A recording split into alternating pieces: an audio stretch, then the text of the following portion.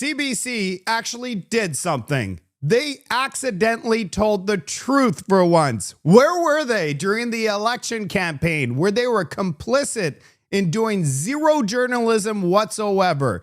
They were a cheerleader for the Liberal Party. I'm just worried that now they're going to say, oops, that was an AI generated piece of content. And I might know why Mark Carney decided to bring the king to Canada. It's because he wants to be the king of Canada. He wants to rule Canadians like a king. Give him the ultimate power to make full decisions without any parliament discussion, just going right around it. Welcome to Bill 5, Building Canada Act. And this is coming from the guy that calls himself an economic genius that still has not provided Canadians a budget. Here's the thing. Canadians and conservatives are willing to give him the ultimate power and approve this bill because we are desperate to get projects built in this country. But it comes at a risk. Is the new King of Canada gonna rule us over the ashes? Bill 5 provides the government sweeping powers to pass any project that they want as long as it's deemed in our national interest. Who decides if it's in the country's national interest? And we're still waiting to find out Mark Carney's financial interest. Unfortunately, he put them in a blind trust, so we'll never know. But if the projects of national interest have anything to do with green, we know he's benefiting from it. But here is the real question. Do you trust the Liberals? Trust is earned. And over the last 10 years, trust is completely destroyed in this country. Even the left, they came out and they're worried about the bill. But they're worried for a reason that you are not going to believe. We're going to get into it. I got some Doug Ford action for you. He is apologizing again, and it's about something he said. Who's surprised? I am not. And Carney forgets that he's prime minister, a moment caught on camera. Let's get into the show.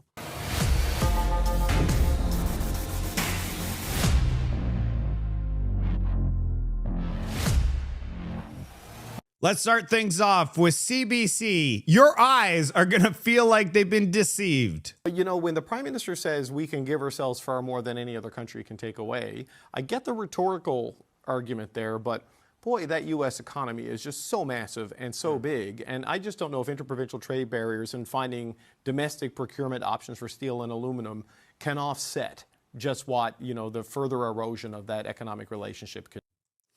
Are you kidding me? Where was that during the election? Now they're finally coming out and saying Carney is the biggest liar ever. We can't replace the United States.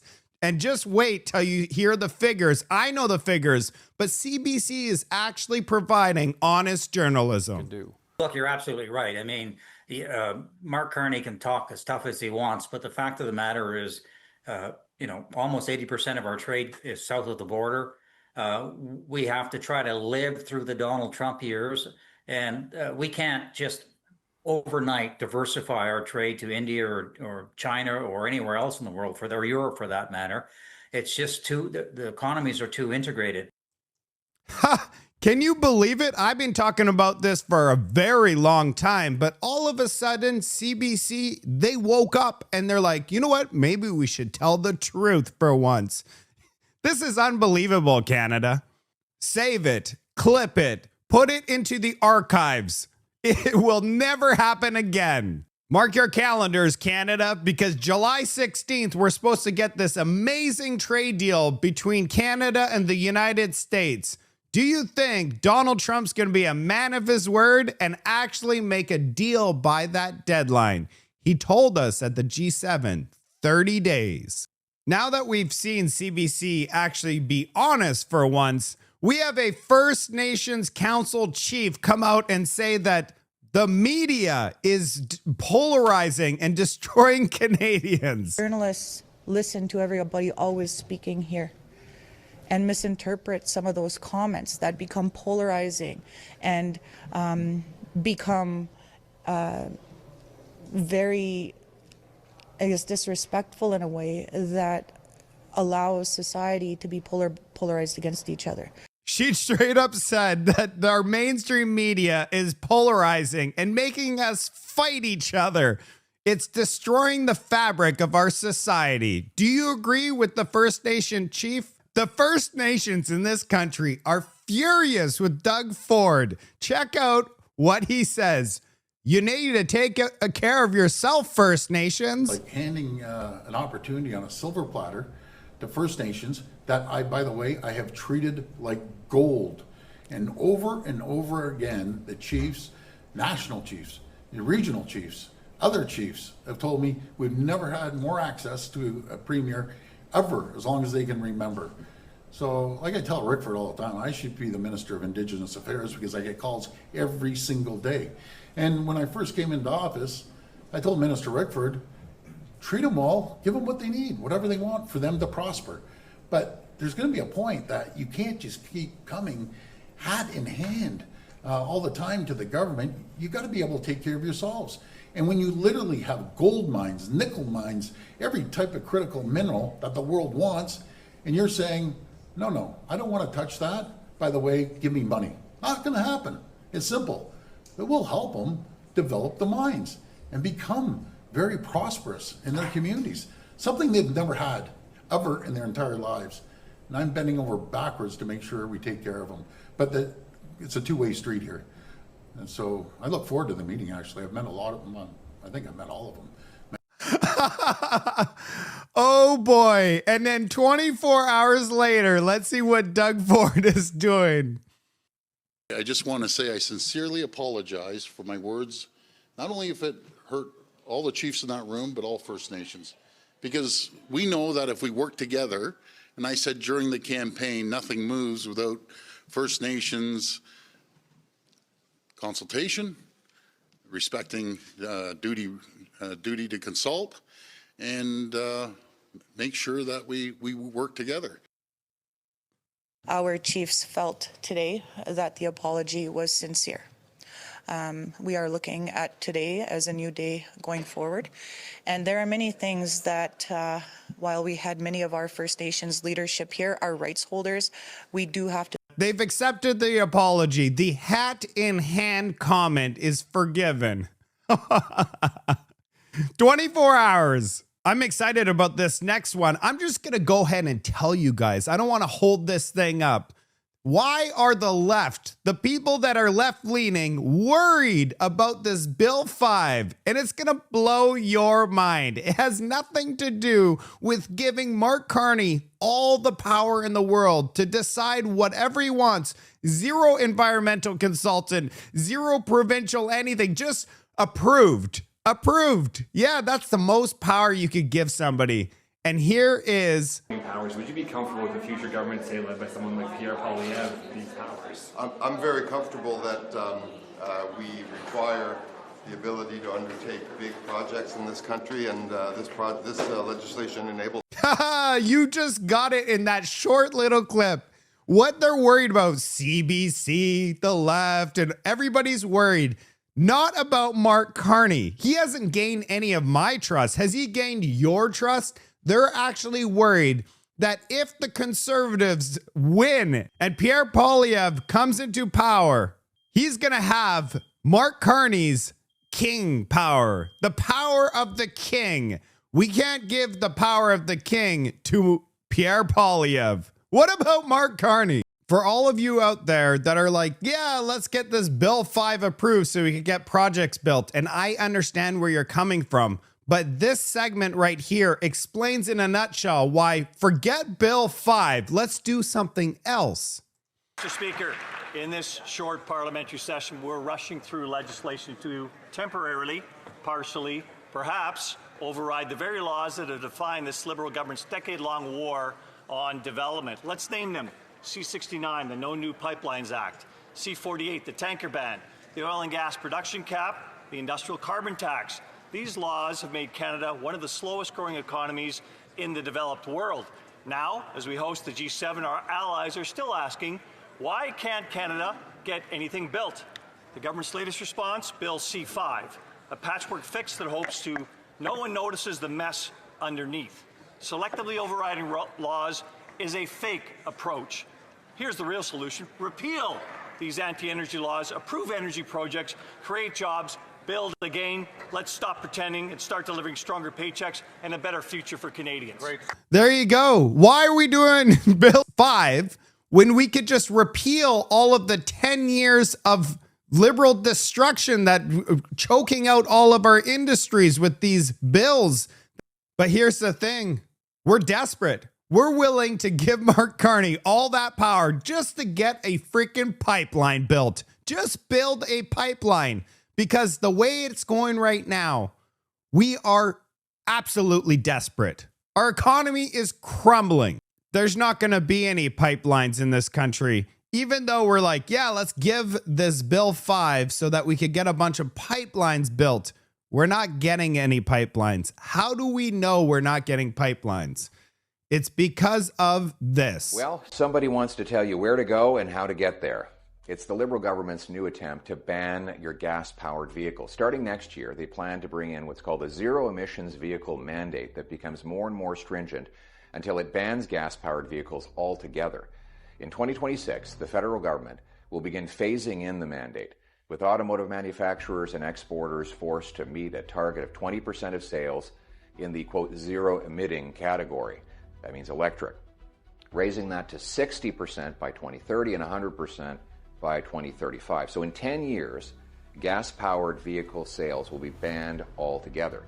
And now manufacturers and importers that don't meet the quota must buy pricey credits as high as $20,000 a car, a cost that's obviously going to be passed on to consumers. So prices go up, choice goes down, and it's a decree from a government that thinks it knows better than the rest of us and is perfectly willing to make our lives more expensive and difficult to pay for it. And Mark Carney wants to go even further. Back in 2021, in his book Values, he said, quote, "A host of other fiscal and regulatory policies made by governments can be highly effective in setting out the contours of a net zero economy, including regulations to phase out the sale of new internal combustion vehicles in the next decade."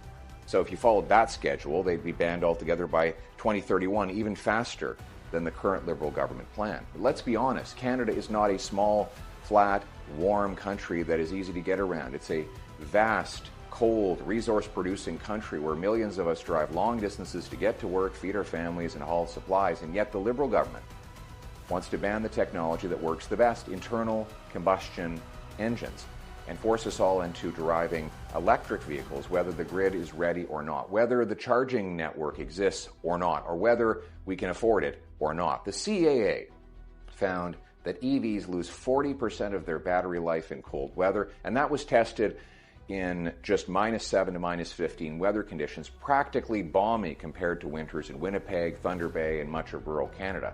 This is not about reducing emissions. It's about imposing elite ideology on the common people. Look, if you want to drive an electric vehicle, great. I'm all for free choice. But despite the hype, they don't work for everyone. They cost about 15 grand more than a gas equivalent, even after government subsidies. And those subsidies, they don't fall from the sky. They come out of your pocket in the form of the taxes that pay for them.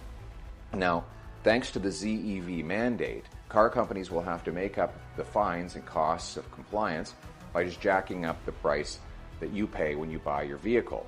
That means we'll pay more even if we don't want or can't use an EV.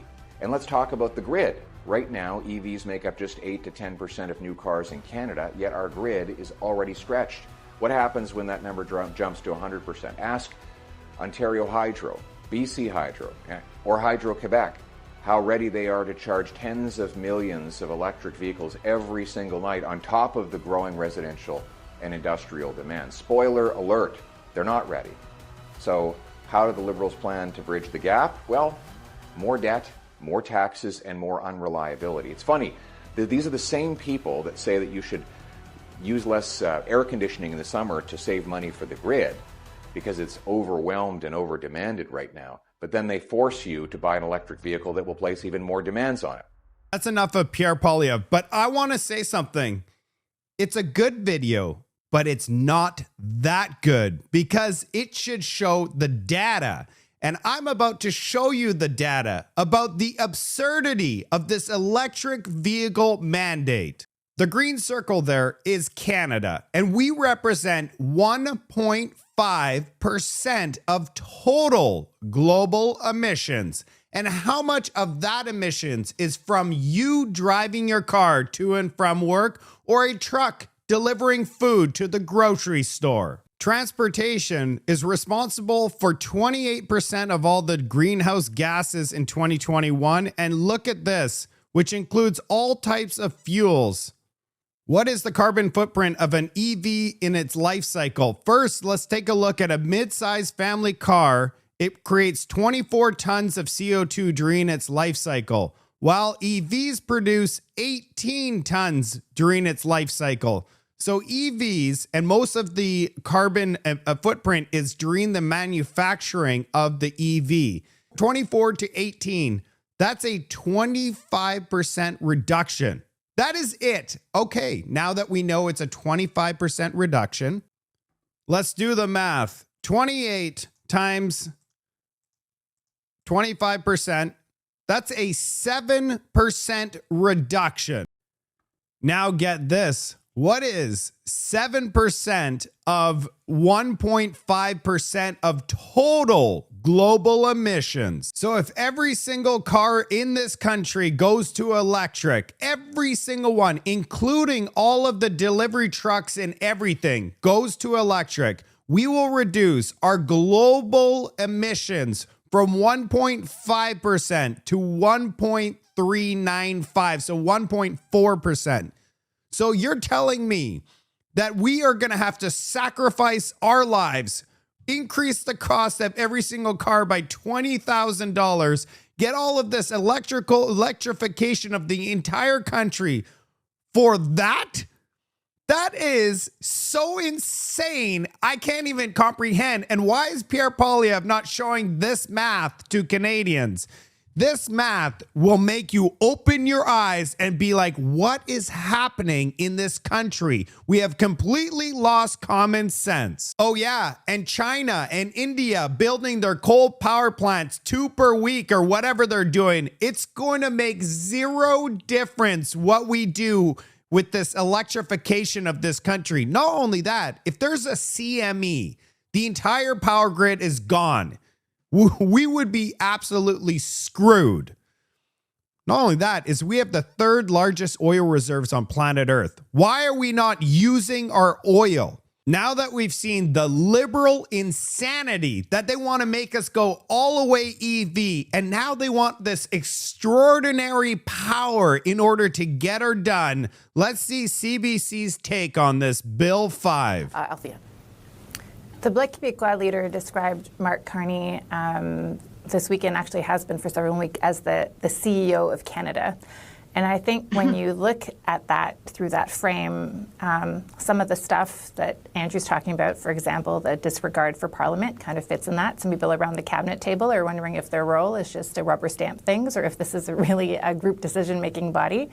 I think that number one thing is the commercial relationship. And you see that because the entire rhetoric of the campaign, the elbows up, we're taking the fight to Donald Trump, disappeared after the election was over. The Prime Minister is very complimentary to the President, who obviously loves that, for commercial reasons, because he thinks that sucking up to Donald Trump will get us the best deal. I think the Canadian government assumed that there was going to be movement, and that's why we did not see counter tariffs and movements, and that's why we saw the news that we had today. On the defense part, again, you can see it through a commercial relationship. You talk to cabinet ministers, and the future that the Carney government imagines is one where we could be a major defense supplier, and that could be a huge spur for economic growth in this country. And so our repartnering with Europe or joining Rearm Europe is about enabling Canadian companies to do that. Yeah. And the same thing with the relationship with India. And the problem is, I think at some point, some of the commercial interests will butt with political interests, and there will be tension there. Last 30 seconds to you, Chantal. Yeah, well, Mark Carney managed to lead an entire G7, G6 summit without the words climate being mentioned. That's quite something, and without any communique on Ukraine. That kind of tells you everything you need to know. Donald Trump wasn't even there, and that didn't happen. Isn't that unbelievable? Not once was climate change mentioned at the G7, and Donald Trump did not get to talk to Zelensky. Remember when Zelensky went to the Oval Office? He got straight up Zelensky'd. So I wonder why, but everything is just so convenient. The city of Vancouver decided to change the street name. I can't even say this street name, but it comes with consequences. You put the street name in Canada Post. Oh, we could not find the postal code for this address. Lead us, Big Daddy. More like tax us harder, Big Daddy. Just tax the hell out of us. Breaking news, Canada announces retaliatory measures on the U.S. steel and aluminum tariffs. You know, any tariffs that Canada does, you need to pay for it, not the Americans. Just tax us, Big Daddy. King Daddy. Oh yeah, we got an article saying Ontario kicks off summer with blistering heat wave. Oh boy, it's just gonna burn. Look at the sun, it's burning the city. Temperatures expected to top 30 degrees. Can you believe it? 30 is way too hot. We've had temperatures of minus 20 to minus 30 during the winter. That's unacceptable. I'm going to boil at 30 degrees. That's why we all go down to Mexico just to get the 30, maybe 31, just absolutely perfect weather coming, but it's going to be blistering. Here's what it would look like when mainstream media provides us a weather chart or a temperature map. It shows 25 to 30 degree weather and the entire country turns into ash. And this is not a joke. Here is Environment Canada's temperature map for this summer. I don't know about you, but it looks like lava. Like the entire country is going to turn into lava. And we're going to finish this episode with King Carney forgetting that he's Prime Minister momentarily. Honorable Prime Minister. Mr. Prime Minister, sorry.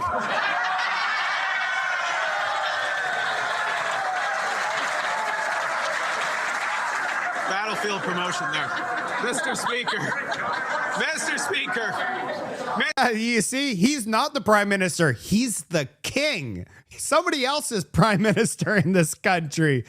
I hope you enjoyed this report. If you did, let me know in the comment section. That's the best way to support my channel. Share this video with other people that need to be woken up, especially with this EV mandate thing. It's absolutely insane. Leave a comment, like, share. That is the best. Also, I want to let everybody know I'm going to Portland for the weekend. My young cousin, one of the last ones to get married, so I have to go. I'm going to be celebrating her wedding.